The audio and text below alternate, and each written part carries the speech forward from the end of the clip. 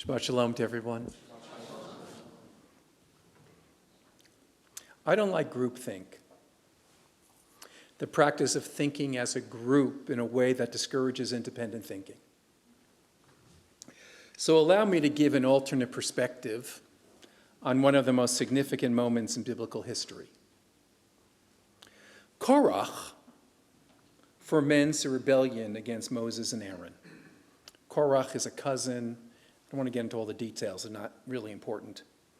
He challenges Moses' authority and integrity. He says to Moses, "You are not as great as you claim to be." And here are the exact words. He says, "You have gone too far, for all the community are holy, all of them, and the Lord is in their midst, and why then do you raise yourself above the Lord's congregation?" Our sages over time have consistently seen Korach as evil. Why? Because it's understood that his goal was not to improve the situation of the Israelites or to serve God. Rather, Korach's interest was in gaining power for himself and his followers. It was a personal, egotistical move by Korach to unseat Moses, to put himself in charge of the nation. Moses step aside. He didn't offer any particular plan or explain why he would be a superior leader. He simply appealed to the frustrations of the masses and ran a negative campaign against Moses. This year, I don't read this story this way. Isn't it important to be a Korach? Isn't it sometimes necessary to challenge authority? Isn't it reasonable for a person to question Moses' effectiveness? Over the last several weeks, the Torah readings, even though I was on vacation, I was following Torah portion. I didn't start giving up on the Torah portion. I want you to think that. For example, Moses has not been in his best game. For example, last week when we read about how the spies went into the land of Israel and came back with a report that created chaos in the community, Moses' handling of the situation can certainly be questioned. At times, authority must be challenged, especially an authority where there's no clear recourse to challenge them. Doesn't a healthy society require people being able to challenge those who are in charge? Now, friends, yesterday was the 4th of July, so this is really the 4th of July Shabbat. What was it about? What was the 4th of July about? It was about colonists challenging authority, saying the authority is unjust. The Declaration of Independence was not just a statement of life, liberty, and the pursuit of happiness, but a statement that the ruler must be held accountable. Tyranny is never accepted. The United States Declaration of Independence lists 27 grievances against King George III in its third section, which is considered an indictment of the king. The purpose of the grievances was to prove to the world that King George was a tyrant and a lawbreaker, and that he and the British Parliament had broken their own laws, leaving the American colonists no choice but to separate from Great Britain. Let me quote it. I mean, this is a section that you don't study. You know, I don't know about you. You know, we had to, I think in the 5th grade, memorize, "We hold these truths to be self-evident, all men are created equal." I know, I still can say it, but we never memorized this part, which is probably more interesting. Here's what it says. It says, and I quote, "The history of the present King of Great Britain is a history of repeated injuries and usurpations, all having in direct object the establishment of an absolute tyranny over these states. To prove this, let facts be submitted to a candid world." So here are some of the grievances. Let me read some of them. They're in this kind of archaic language, but I think I can interpret some of them that'll resonate. Although they all make sense, but it's written in a different kind of English. For example, it says, he has endeavored to prevent the population of these states for that purpose, obstructing the laws of naturalization of foreigners, refusing to pass others to encourage their migration hither, and raising the conditions of a new appropriations of lands. That sounds weird. The Plantation Act had given each colony the right to enact laws of naturalizing immigrants into its colony, and he had revoked it. He has obstructed the administration of justice by refusing his assent to laws of establishing judiciary powers. Colonies didn't have the right to create their own courts. He has made judges dependent on his will alone for the tenure of their offices and the amount and payment of their salaries. He selected the judges, he paid for the judges. He has affected to render the military dependent of and superior to civil powers. Military was called upon to enforce the laws. It was a police state. Let me go on to another one. For quartering large bodies of armed troops among us.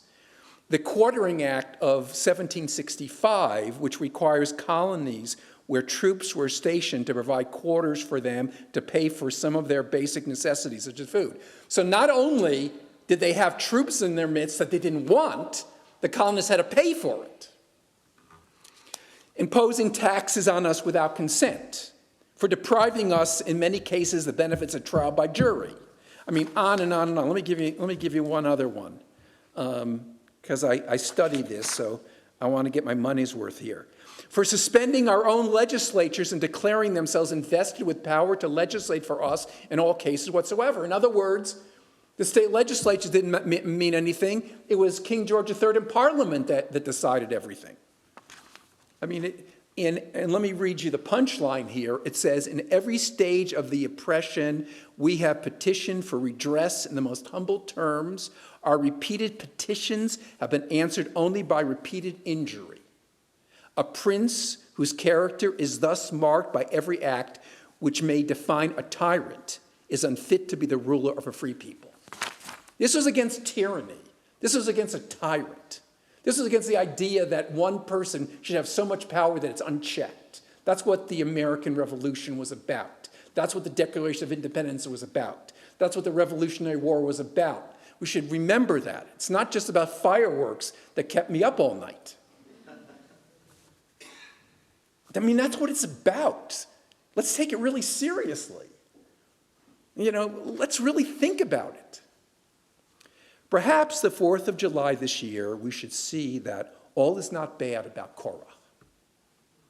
Sometimes we need to find within ourselves our inner Korach, to challenge authority that is poorly executed, that is not benevolent but unrestrained, not to be so passive. Friends, this is our great festival to celebrate our independence, our democracy, our rights as a free people, to stand up to authority which is unjust. And as the 4th of July gift to our nation, the Supreme Court decided to rip the Declaration of Independence in its suits Trump versus the United States. Now, there are rabbis who are saying that a rabbi on this Shabbat shouldn't talk about this. So, I don't care. Because it's not, this is not about politics. This is about the essence of what we're talking about as Americans, I think as Jews. This is so essential.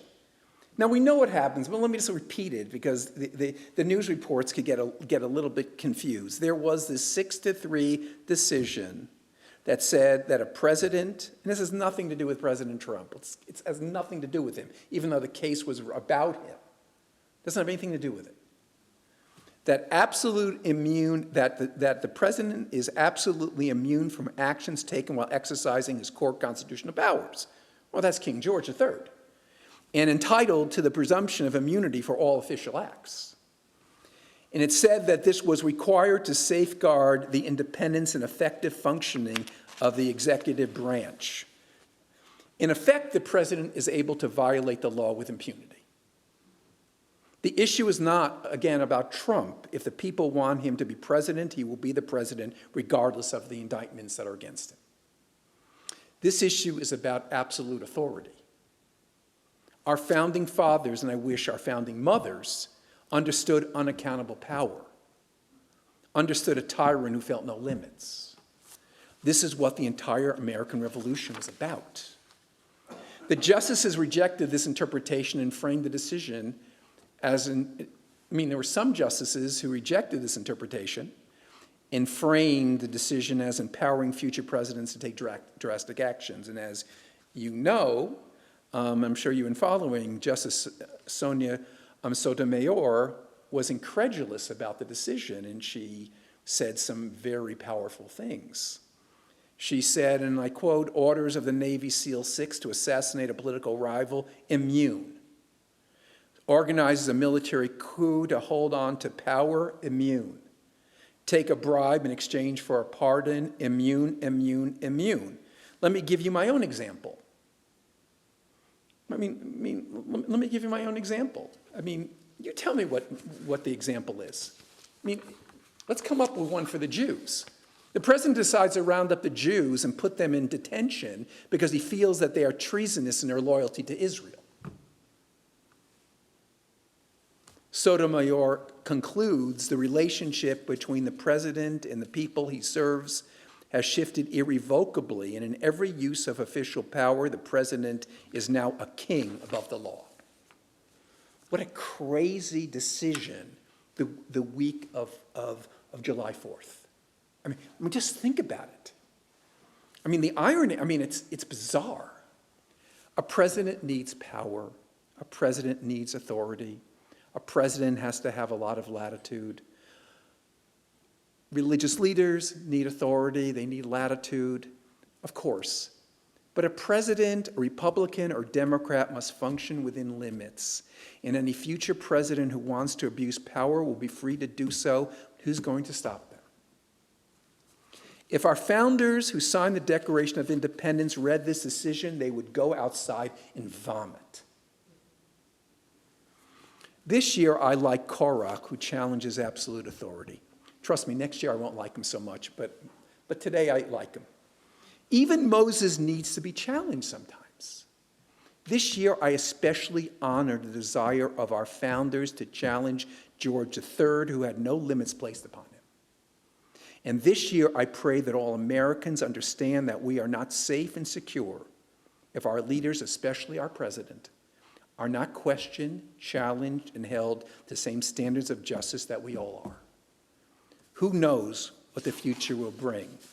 But let us not forget Korach. May God grant each citizen a reverence for the message of the Declaration of Independence. We have a great nation, and we need to fight for it. Shabbat Shalom.